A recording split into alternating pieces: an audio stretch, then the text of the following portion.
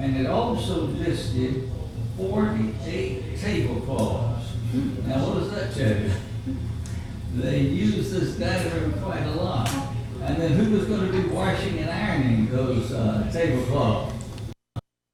27 slaves that were here on the property, because the inventory also listed every slave by name. Remember that in those days, unfortunately, slaves were considered as property.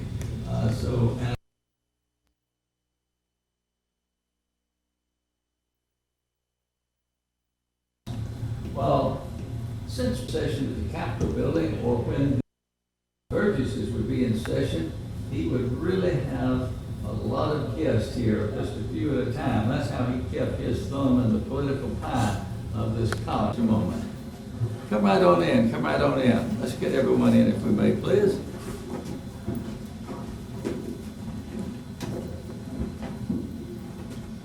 Step right on in. You sure might want to be right over here front. We'll get everyone in the room here. Now, I believe you can get the feel of the floor plan of the original house. You would have entered the front door, and there's that little foyer there. If you were a law client, you would just be seated and invited into the law offices. But if you were a social guest, you would have come through this door into the parlor right here. Perhaps the room back here, which you'll see in a moment, was the original dining room with an outside outdoor kitchen behind. But when the reconstruction occurred, putting the massive front door entry there, social guests would have come through a passageway to connect the wooden kitchen building to a wooden house, but there were offsetting advantages. Notice slaves could go back in all kinds of weather to clean the house and to bring food to it from the table. And Mrs. Randolph could come out to observe what the slaves were doing in the kitchen, because even though the mistress of a house which had slaves, really had those slaves working. Yes. Okay, could you say like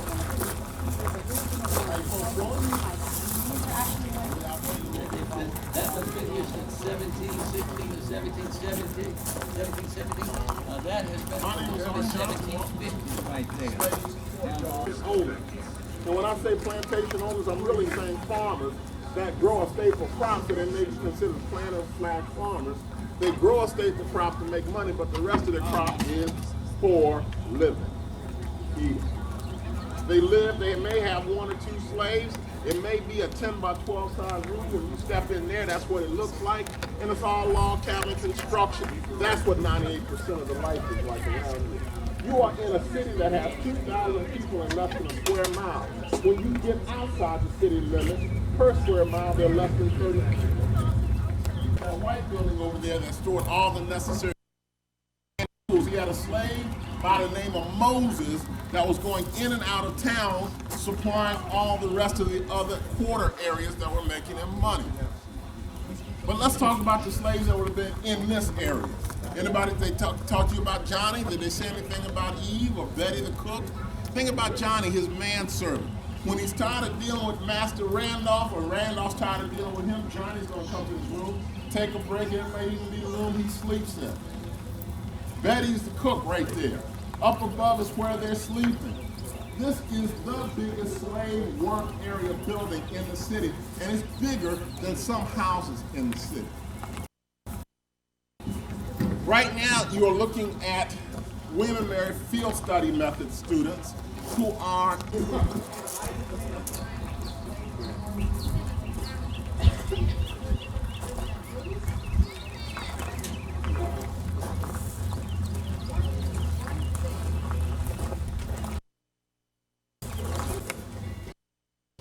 all wow. Thank you. Oh, certainly. Morning, folks. Have you taken a tour of the house yet? Okay. Did you hear about the inventory of the Randolph house? Okay. So, 8 red and white dinner plates. That's just the red and white ones. 192 ounces of silver. 30 gallons. You gotta keep the guests happy. And of course, that other property that can be liquidated, they can be sold to take care of the debt. And we don't know anything about these people.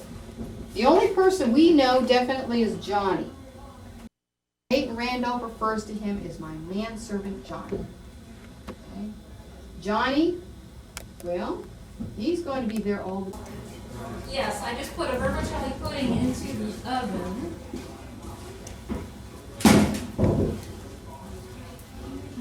Where it's going to bake.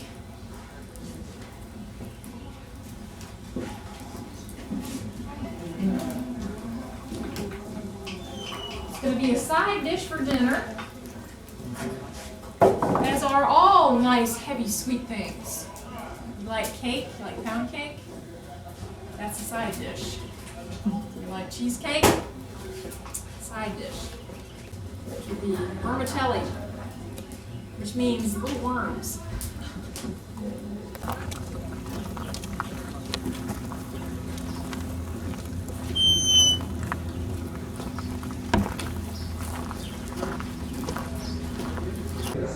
We've got some food right now. A lot of extras on the desk, things that we wouldn't volunteer just on a whim. We do want to put in. We've got that piece, we've got 2 bureau tables, which are pressing the quality of work we're doing. But a broken arch pediment is, What is it? Is it made, mahogany? Is that what this is? It ended up looking like that table. All you do is put oil on it. No, I don't think so. We could do that. I mean, that's a possibility. But ordinarily what we put on there is a varnish. What's on this table is a varnish made of what's called seed lac, which is the spit of a lac bug. It's really a strange idea. So But it was something that they didn't discover here, it was something they already knew. right, and there was a market for it very early, long before the 18th century. This stuff came down the Silk Road as a resin. But we don't have great schools. And grade schools of all sorts of music and things. We just don't have it because we lose contact with this you don't always move ahead. Yeah. Sometimes you move sort of sideways or backward. I don't know if it's really backwards because it's not. Different route? Yeah, different. Just a different. The folks out there are worried about other things. Even if they have the opportunity to go and study painting, it wouldn't appeal to them. Typically, the folks who are out there would be much more interested in studying agriculture or something they could use in their daily life. So you don't have the, let's say you don't have the level of cultural organization that supports those kinds of things. And it takes a very long time. In fact, in the United States today, it's the same issue. There's a question about how you support the arts. Who should do this? Who should really do this? But in Europe, it's always been a matter of patronage. There are always people who are investing money in these things. And the state feels that it's an important thing. I mean, in Italy, they think it's great to build an opera house. And everybody thinks that their taxes are well used when they build an opera house. We fight over the opera house. And, no, you shouldn't do this. These people up there dancing around and acting weird. What doesn't this have? No, it's not original. But what doesn't it have? It has no content. We don't decorate the furniture to convey any idea to you. Art is a method of communicating directly. It's very nice, and there's a kind of art in there. But it's not the hard part of art, which is you need something to say, and you need to think of some way to say it. It's not a problem for me. But you have to have a real creative mind to come up with these. Yes, you need to manipulate them, it's true. So it's a gray area, and it's certainly open to debate. But I would say that, for instance, a person who does this may never make one moment's success as a sculptor. And it's interesting with the arts because some people are put off by this. You understand great works of art like Michelangelo's carving, like the Pieta, or the Sistine Chapel. He didn't carve that. He didn't paint the Sistine Chapel. He painted a little bit. He had lots of people painting and carving. The important part is what he thought. What he thought about this. And that's what doesn't enter into furniture making. It's not an intellectual pursuit in that. Yeah, you're all backlit. In the sun. I know, you need to get up into the sun. You're like a silhouette.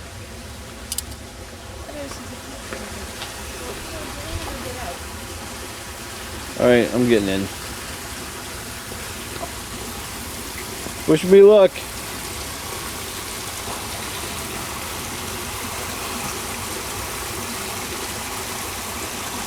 This is underneath the cabinet maker's shop. I wonder why it's on stilts.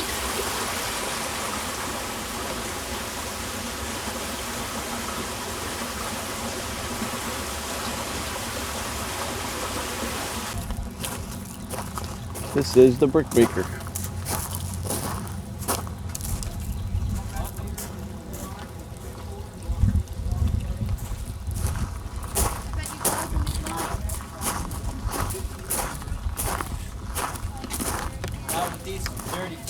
No, not on the same day.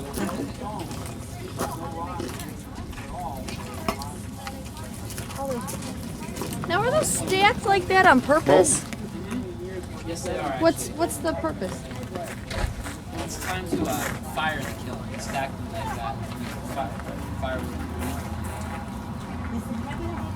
Ground between the York and the James River. They wanted to get away from the swampy, brackish water, the bugs and everything down there in Jamestown. So they came up here and built, they built this city. That's what they said when they got here. Whoa! Whoa, here we are. We can ski now, we're up on the high ground. But I lost track of what I was saying. But they came up here, they said you're gonna have to build with bricks, at least for your hearth and chimney and whatnot.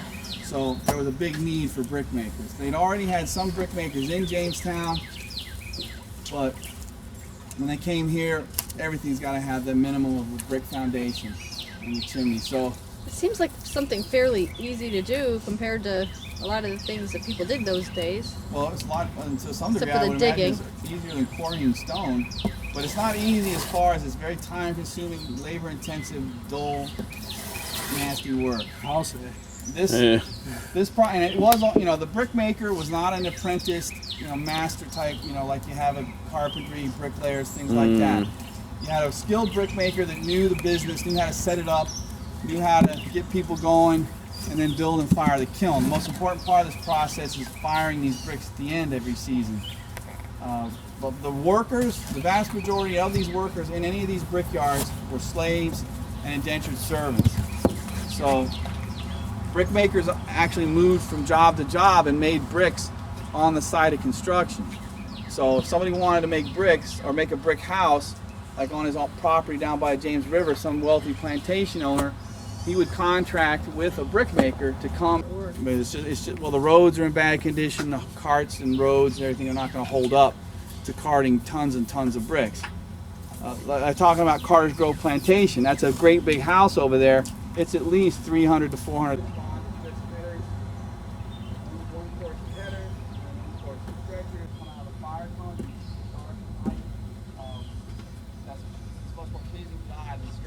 They didn't always use glazed headers though, but that was.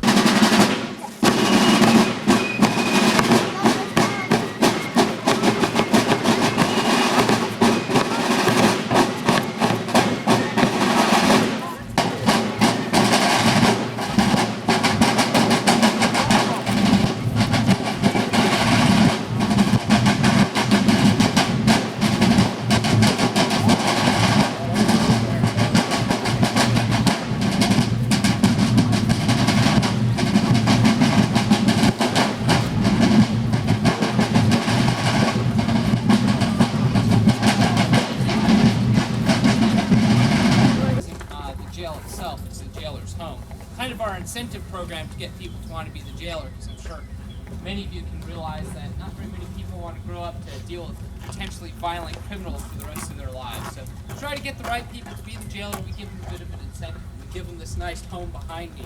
And it is a nice home. It has 3 rooms in it, which is quite a bit nicer than most of us are used to living in. Most of us are used to living in a 1-bedroom shack. So this is kind of nice. It has a front hall, which you do everything room, bed chamber for the children, up above stairs on the 2nd floor. And on the 1st floor, you have a bed chamber for the jailer and his wife.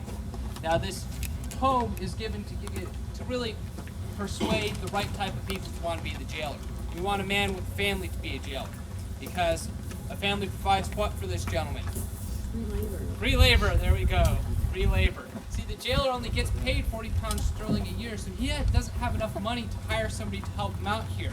So the family's going to be free labor. It's going to be the people that are working with him to make sure that the prisoners out back stay where they're at and get the food that they need. Now, a jailer's primary concern is what's happening up at the Capitol building. Have you all been to the Capitol today? Yeah, probably the most infamous man to come out of North Carolina, Edward Teach, better known as Blackbeard the Pirate. His crew, after they are captured, will stay here in the jail while they await trial up at the general court. So we got some of them pirates here in the jail. Anybody here from New York? Yeah, we have your governor here too. Even then. Even then. Governor of New York on the eve of the American Revolution, Henry Hamilton, will become a general during the American Revolution for the British, will be captured during the Ohio campaign and held here in the jail for about a year as a prisoner of war. So you'll have some rather famous people here. Now what I'm going to do now is invite you to come on in, take a look about the jailer's home, and then when you're done looking at that, you can head out to the cells and look about the cells.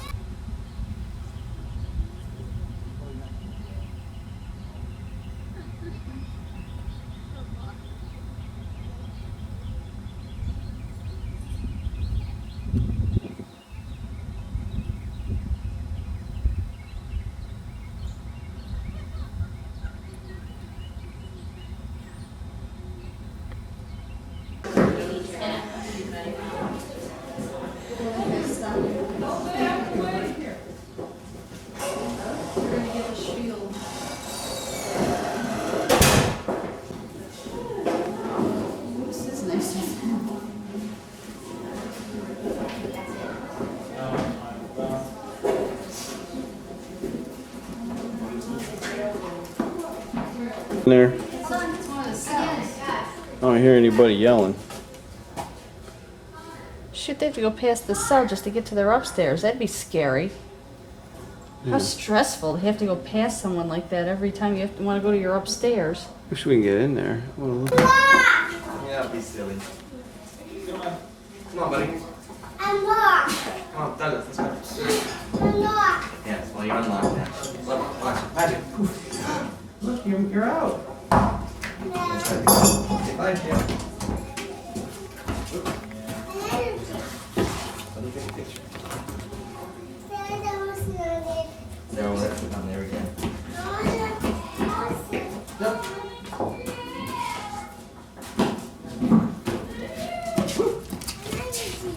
Good, we're all in jail.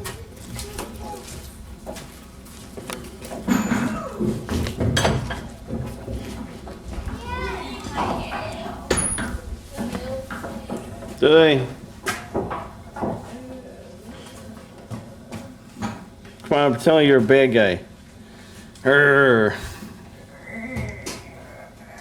Yeah. He's hanging. All right, hang on. Where you at? That's the jailhouse.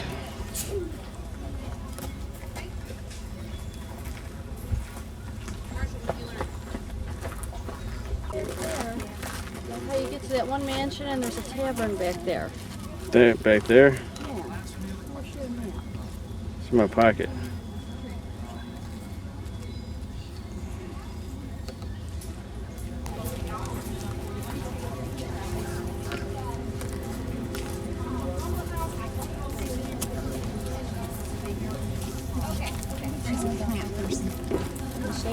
Yeah.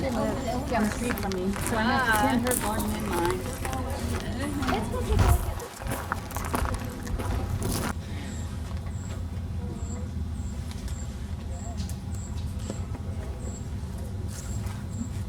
Okay. Alright, let's come over here. The two brick buildings over there were originally the house, and he built onto it.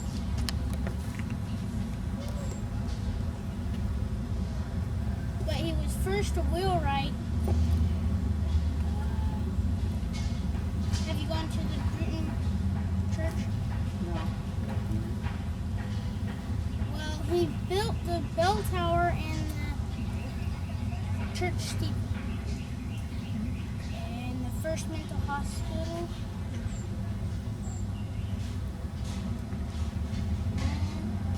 And this is the smokehouse. Wait, dairy. That's the smokehouse. Alright. How?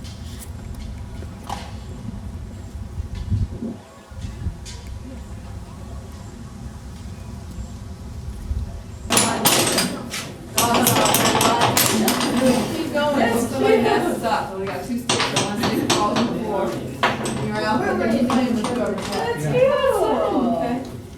Thank you. Okay, you guys say. Thank you. You can do with pencils if you're not scared of breaking I know. I mean, you have an owl like this. These are multiplying onions. You plant one onion, you get up to 6. They're in the second row that way in the garden. And you should see you have mighty long stalks on them. They have to be broken off or cut off. And you use the stalk over here. Can you use the stalk at all? No. Use the stalk. We use these and we've been washing them and we want them dry. And we've been picking green beans because we still got some of those to pick, I think, out there. But I think we'll grow much out. And then we're playing a game next door. We do a lot of stuff. If you want to pick onions, I'm glad to walk out to the garden and show you where they are. You want to see where they're growing. Instead of washing with here, but you can wash with here if you like that too. We've got some brushes available. I think really struggle on this one. I think. Why don't you just peel them? Why is it Well, I was doing that with mine.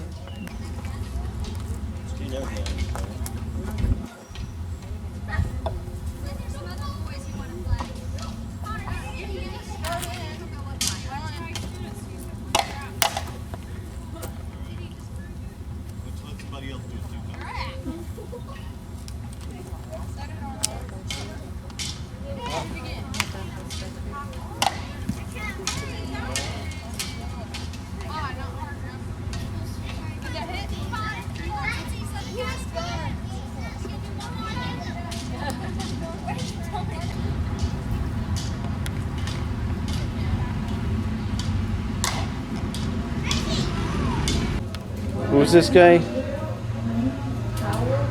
Powell? He built the church steeple. Oh yeah, he was a contractor. Come on in.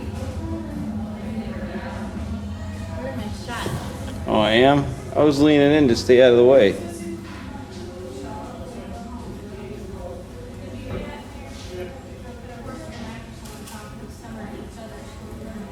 Well, welcome to Mr. Powell.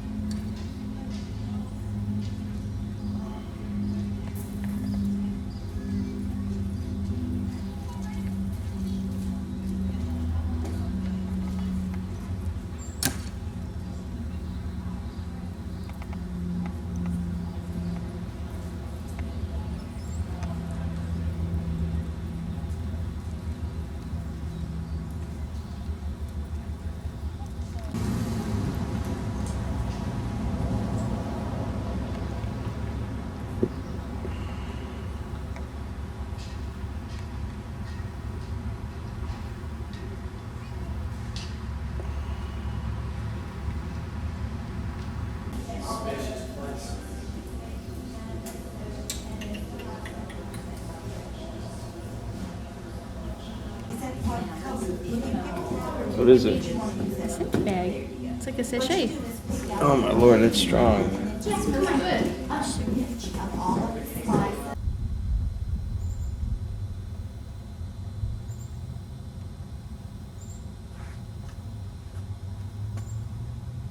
So what is it?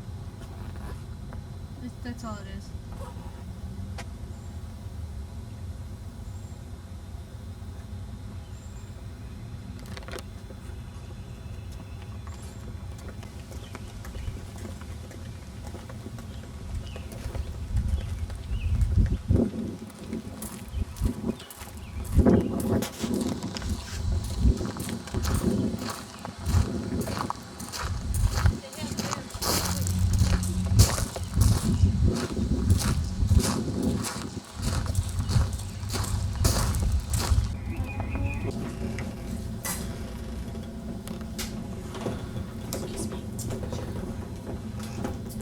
Well, I think what most of us observe when we first enter Bassett Hall is just how warm and cozy and truly inviting the house is.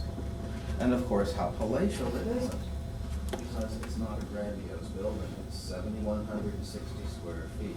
This is very, very small and modest by upper class standards of the day. Periods and different styles. For this general feeling of the past and for comfort is a desk his. And so this is Mrs. Rockefeller's sitting room. And notice in the corner cupboard at the left of the fireplace you see a collection of her chalkware items. Very, very popular in the mid-19th century, a great example of folk art. Plaster of Paris was very inexpensive, perhaps the most valuable in the house. You know, Mr. Rockefeller loved to spread the blueprints of Williamsberg out on the floor in the parlor. And he used this 4-foot carpenter's ruler. That's not a ruler. He always carried that in his back pocket. And he loved to measure and chart the progress of the construction and chart the what's happening here at Williamsburg. Those are remarkably contrasting projects. A 4-foot carpenter's ruler. Of course, it's all shellacked over and nicely preserved. And it really does add to the character and the history of the house. Behind me is the master bedroom, and ahead of me is the guest room. That were given to the Rockefellers over the years at Bassett Hall would be the spreads that are on the bed. Date to the early and middle part of the 19th century.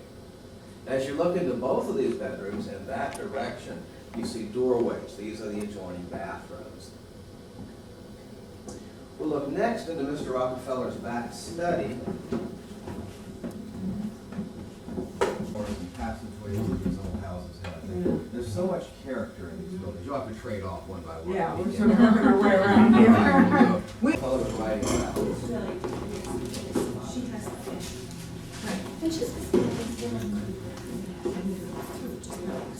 Sandy's adjusting the blinds on the west side of the house to block the sun. That's what he was made an honorary citizen of the state of Virginia. And the only person to have received the award before him was Lafayette. No one has received the award since. He was extremely proud of that. Now, if you came to dinner, you would. All the plates are going to be. They're going to have the food items arranged on the plates before they're served by the butler in the dining room. And the sink over here under the window is very curious and perhaps worth mentioning. The shape is to accommodate long handles, obviously. Bassett Hall was to use it as a spring and fall cottage. So they were going to be here for the month of April and then the month of October and fall. They spent a bit more time each year because they just love the place.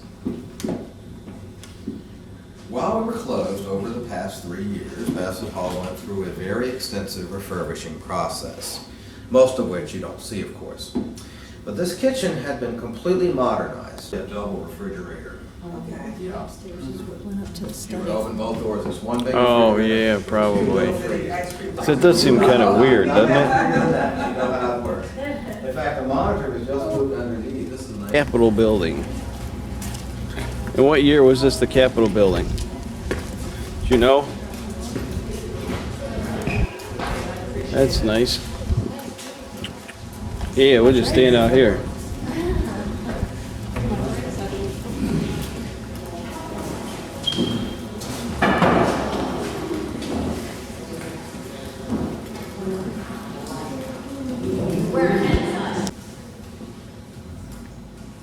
Welcome you all to the capital of Virginia, the largest, wealthiest, and finest of His Majesty's colonies. And gentlemen, you may be pleased to remove your hats while you're in His Majesty's court.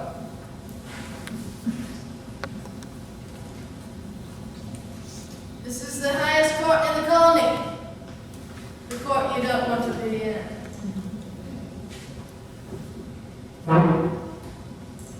Because if you are here, that means you are accused of a felony crime somewhere in the colony of Virginia. And a felony, of course, is any crime punishable by death. We take this very seriously.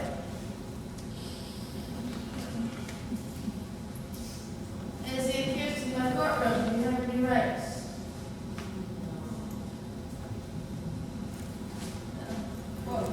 Fortunately for you, you do.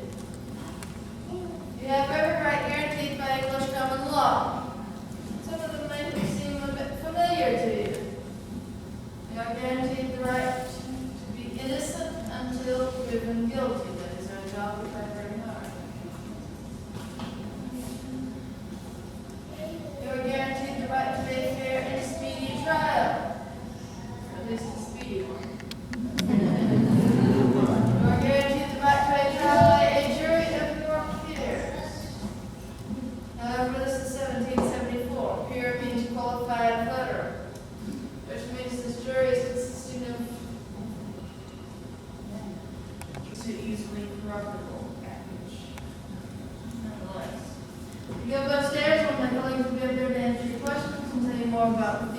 gentlemen do when they are not sitting as judges.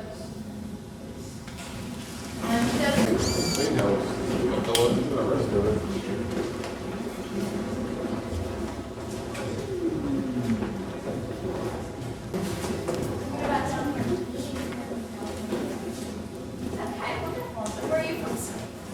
Oh, same as them, okay. Welcome.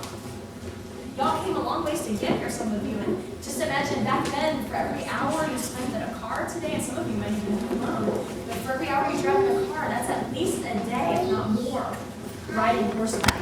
So just imagine how long it takes to travel back then. We're lucky to live today. An hour in a plane, it would depend, because I know the rate by car, it would depend how long it took you by car to do the same amount of travel. I would say my guess for that depends.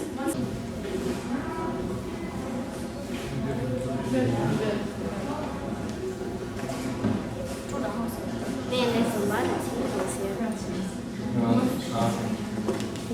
Mommy, I know how to get to all the balconies. Goes up even higher. I wonder what's up Yeah, there. we could have went up higher on the other side though. It was allowed? Yeah, it was there. Still there. Wow.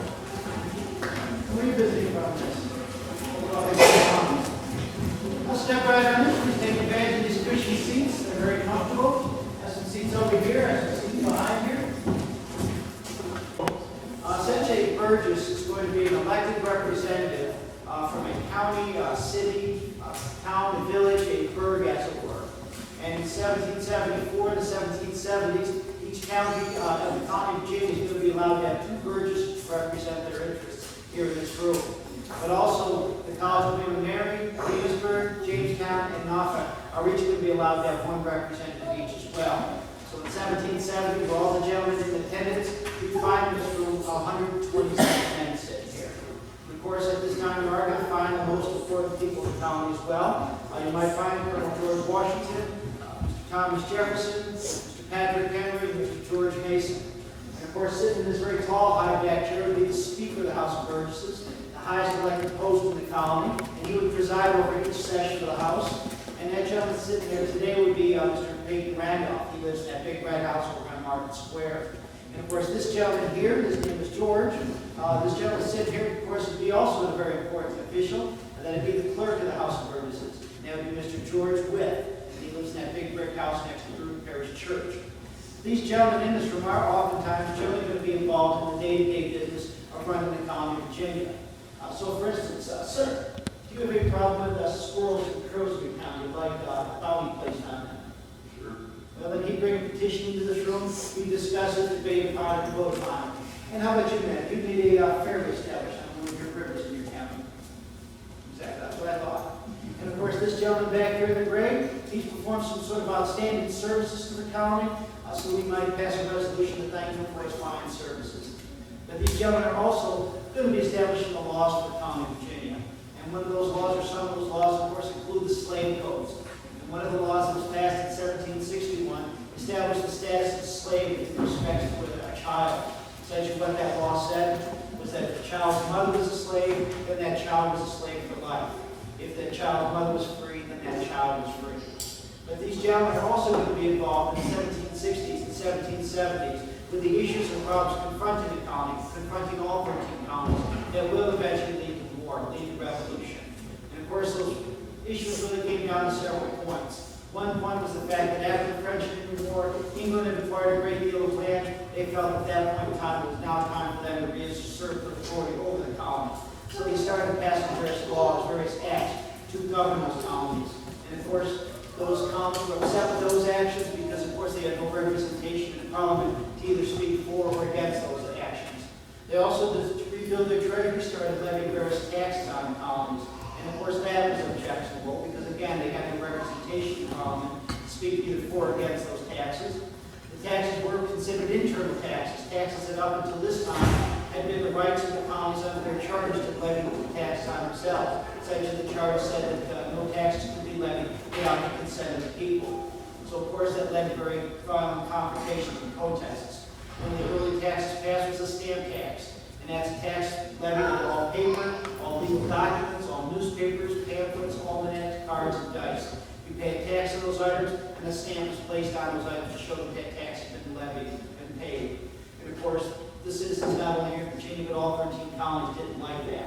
It was in this room here in 1765 that Patrick Henry presented his stamp tax resolves. One of those resolves essentially questioned whether or not Parliament had the authority to levy taxes on the colonies. It was also during that same session that he made the statement that there should be no taxation without representation. That tax was eventually repealed, followed up by other taxes. Is there anyone here from Massachusetts? You were involved in that Tea Party that December, were you? You were right. Well, of course, the tea tax was a tax on the books in 1773. And of course, as a result of that, the citizens from Massachusetts threw a bunch of that tea in the harbor. As a result of that, Parliament decided to punish Massachusetts and Boston. They passed the Intolerable Acts in 1774, and one of those acts close to the Court of Boston on June 1st. The gentlemen, the Burgesses speaking in this room, decided to show support for Boston and the colony of Massachusetts. They passed a resolution calling for a day of fasting, humiliation, and prayer for June 1st. The governor, Lord Dunmore, was not happy with that action, felt they overstepped their bounds, so he dissolved the assembly, essentially told the Burgesses to go home and vote new elections. But Thomas Jefferson wrote his diary of late, 89 Burgesses, went down to the Gully Tavern the next day, met at the Apollo Room, and passed, called for the formation and convening of the Continental Congress, called for the banning of imports from England, as well as the use and consumption of British goods. In the spring of 1776, the gentlemen meeting in this room at the 5th Virginia Convention basically passed a resolution declaring themselves free and independent from England. And they sent that resolution up to Philadelphia, permanently where it's voted upon and passed. And of course, Thomas Jefferson writes our Declaration of Independence. But these gentlemen, after they declared themselves free and independent, had to establish a new government here in the colony of Virginia. So they formed a committee that writes up the Virginia Constitution, and that will be the model for several other colonies for their Constitution. And that Constitution will also be very much a model for our present-day United States Constitution.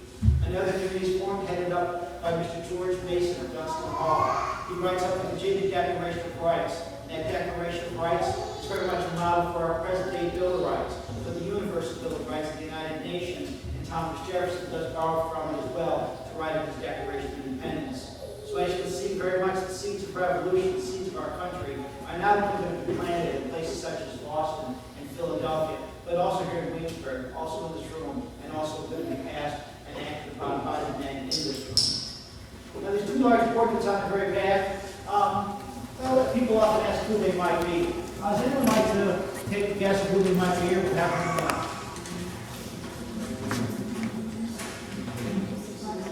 Sir, you were a student at college. Well, if you were a student up at our college, you recognize these two. This is King William and Queen Mary. They were King and Queen of England when the capital of Virginia was moved from Jamestown up here to Williamsburg in 1699. And when the original building, the original capital was built in 1705, the monarch at the time was Queen Anne. You may have seen her coat of arms and her motto set for freedom above the piazza. You may have seen her portrait inside the governor's council chamber. She was Queen of England at the time this building was originally built. This is, of course, not one of our original buildings. It is a reconstructed building. This side of the building, this House of Burgesses, was essentially torn down in the 1790s by the city of Williamsburg and the colony of state of Williamsburg, or state of Virginia, to sell the bricks for a public project and restore the other side. The other side was being used in 1780 by Mr. George Wythe as a classroom for the law students up at the College of William and Mary, and that side was destroyed by fire in the 1830s. And then this building was reconstructed and completed in 1934. So before you head outside, does anyone have any questions or curiosities for me? When you step outside, you go straight ahead through this gate. If you need to catch the bus, just go straight till you get to the next street, which is Waller Street. The bus stop will be on your left. If you'd like to go visit Bassett Hall, the home of John D. Rockefeller, you just go through that gate to the next street.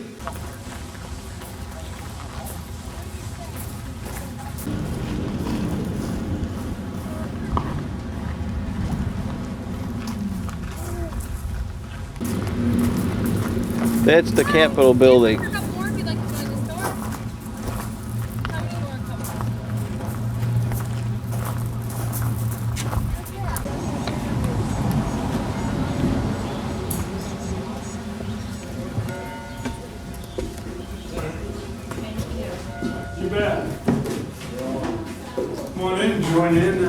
ask them anything you're curious about, you're welcome to have them right up here in front. It was made here in the shop about 12 years ago. Any questions you may have? Are you still currently making? Yes.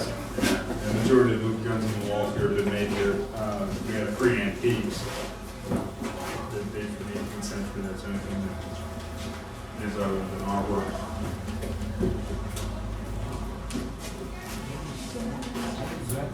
Catch rifle. Can I see it? What guns? What's that? That's how a gun barrel's forged. It starts from a flat barn, it's folded lengthwise, and then the 2 sides are fused together in the wall, which has a rod inside to keep the hole open. And then once the wall's up, and then we can swing it out and eventually make a large here.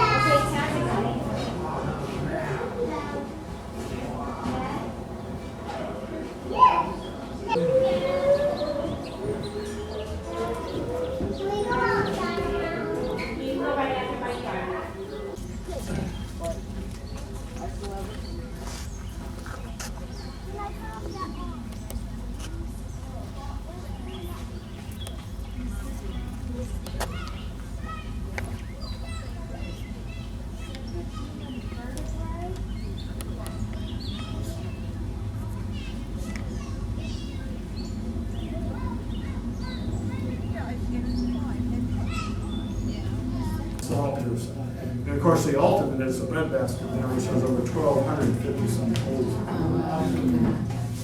And also, remember what I said about round? It's oval, so it's hard to do. I didn't do that, so I can buy it. So look around, do you have any questions? Which one?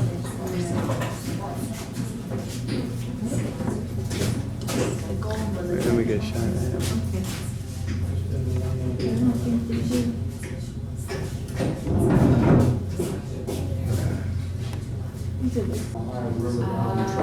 Now, Indians like Western clothes, hatchets, and guns and all, but they also like silver.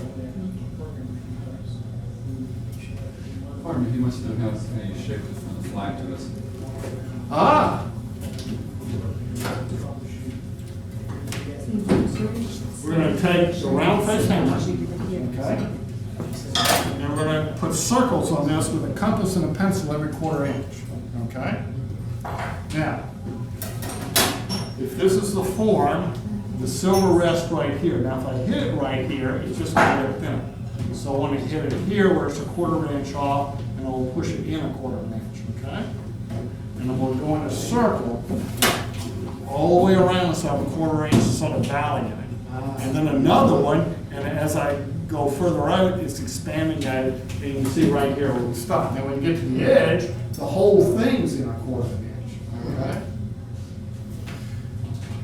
Then you have to heat it and cool it. And see, this is shaped, okay? Now, the next time we do, we're going to push this in a 1/4 inch. Now, right now, it's got more silver in it when it's smaller, right? Because it's a bigger circle. Well, guess what? When you hammer this in, it's going to stay the same thickness, but instead of buckling, the extra silver is going to be pushed up. So as it goes in, it goes up.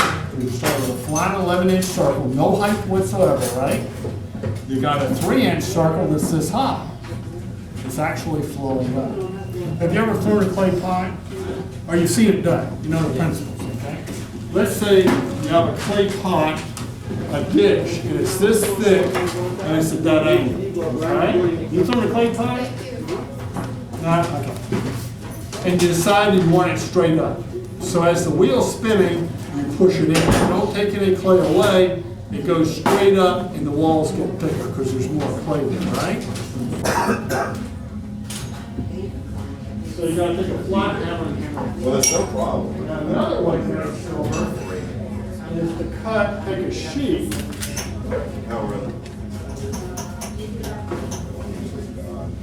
You take a sheet, you bend it around and solder it. Okay, now you see how rough that is? It depends on the pressure. So you go back to the front. It's an air blower.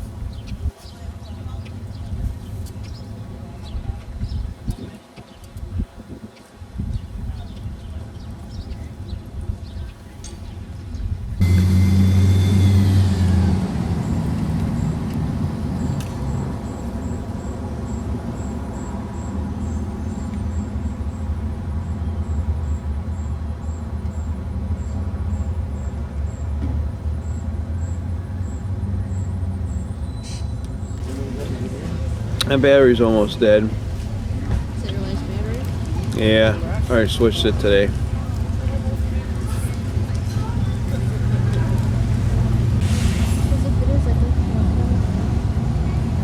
Walk down there.